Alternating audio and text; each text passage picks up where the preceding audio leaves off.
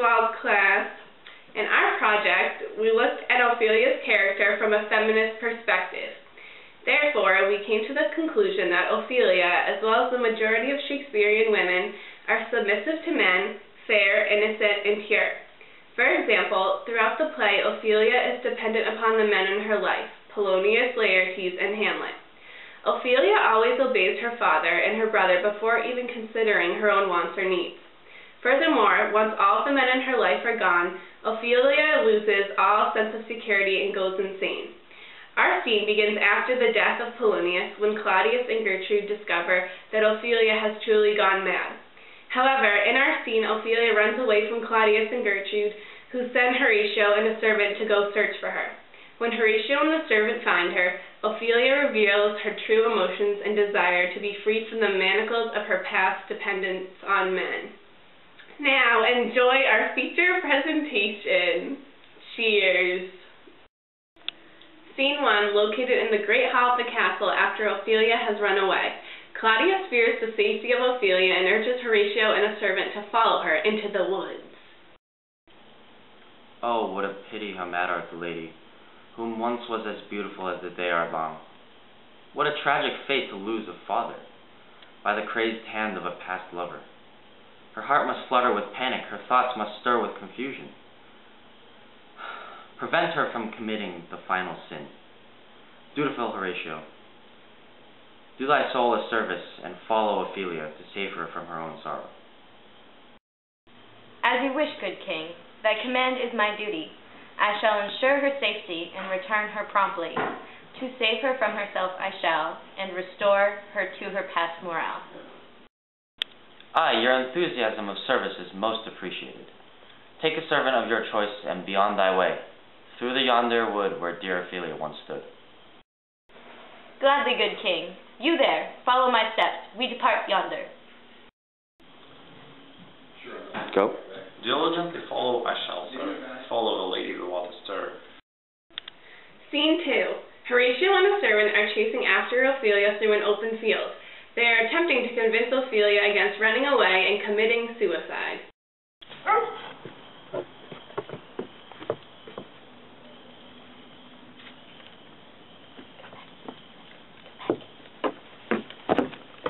Look forward, sir. There the lady. I see, dear Ophelia, stop thy steps. Dear Ophelia, sweet Ophelia, they say, do not run or do what may. Come with us and forever stay, locked away for all your days. No truth is present in such speech. Aye, my lady, all lies. Lies stick only to thine tongue. No honesty resides in thine bones. Thou art nothing but a foul mouth, paid to divulge in the midst of a king. 'Tis true. The lady has gone to bed. What such baseness thou spew? Hast thou forgotten thy compassion? Any compassion rooted within my heart hath been eradicated by the actions of those thou claimest to cherish me most. Dear Ophelia, again aspersions fill thy words. Dear Ophelia, such a pretty little lady, sweetest Ophelia. Such a waste of an appealing complexion. Shut thy trap, you penniless knave. Penniless knave. Lock thy eyes upon mine, escape thy madness for just a moment. Let thine words alleviate thy anguish. Thine words do nothing except alleviate this mind with false hope. This wound cannot be soothed. One remedy exists for my soul. The remedy you seek is nothing but such. Do not wander further into this wood, or forever to reason you listen not. Goodbye, sweetest Ophelia.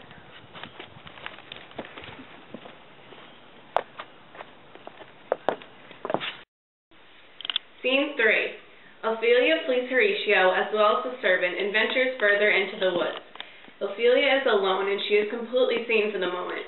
Ophelia is speaking of how she has no man left to depend on, and she does not know what to do, for the tragic fate of a woman is to be ruled by a man.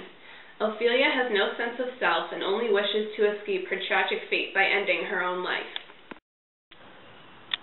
O Father, thou yearns for, O Batty Hamlet, I, thy own brother. Thy manhood hath granted thee the mandate of heaven, to guide me into stricken hells.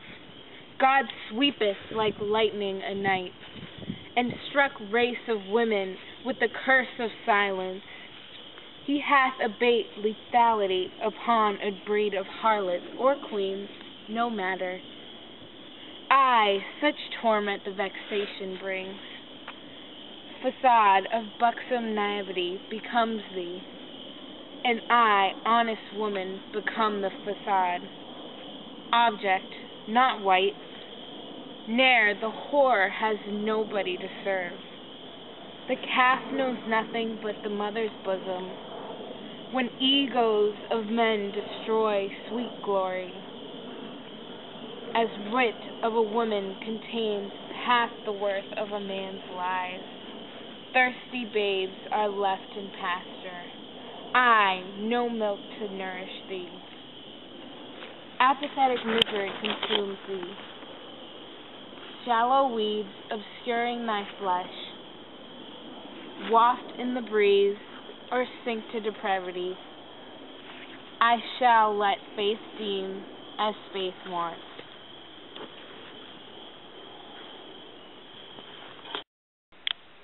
Scene 4. Horatio and the servant find Ophelia dead. Horatio orders the servant to go tell the king, and Horatio mourns Ophelia's unjust death.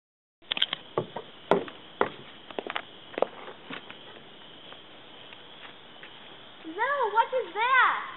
I think it is a body. Horatio, come hither. Turn the body over and uncover the face. Who are you? None other than fair Ophelia. What treachery has come to pass? What trick of the devil has taken away my lady's life that is sojourned upon this earth? Has the lady taken her own life? Seems so. There's none other person to witness this tragic occasion. Whatever the cause, the ending is still absolute. Ophelia is no longer. Come, quick, run to the castle, and deliver this ominous news to brave Laertes. He hath, in young time, already undergone grave coils, the murder of his dear father. Be gentle. It is doubtful his mind can bear more heaviness without lapsing into a state of madness. Whenceforth he shall surely seek vindication through the spillage of blood of Prince Hamlet. Control thus, and go with this in mind. I shall, and with the utmost experience. Go, go. Oh, what a heavy burden love is. Prince Hamlet will be overwrought by this heavy forthcoming of events. Laertes shall grieve 2 loved ones in the course of only 2 months' time. How best to tame the tempests that rage in their hearts? Nay, let me not think of them. What of poor Ophelia? The flowery dame hath been deprived of motherly tenderness. Even so she is a beautiful, quaint, pure, innocent maiden, wandering and plucking flowers from the wild banks of streams. Sweet, sensitive, fondly loving Ophelia, what crime hath man done upon your bosom? Polonius hath chained you down, never to release you from your shackles as he did Laertes, allowing him to explore his leisure in France. Unjust knave! This was never a fault of your own. The corruption of man hath tainted your honest visage, and you remained pure till your end. May you rest with ease, Lady Ophelia. In conclusion, once all the men in Ophelia's life are gone, she feels as if she has no one to lean on, ultimately making her go insane. Before her death and during her period of madness, Ophelia's suppressed feelings submerge, showing her sexual side in confusion as to what to do or think without the men that were once dominant in her life. These other sides are not acceptable traits in Shakespearean women, but here Ophelia goes against the norm and exposes the true colors of what many women may not have felt they could have expressed. Now you all have witnessed the feelings of Ophelia that were never before seen in Shakespeare's original play, and the extreme mental place a woman is able to go when allowed to think on her very own. Hope you enjoyed the play.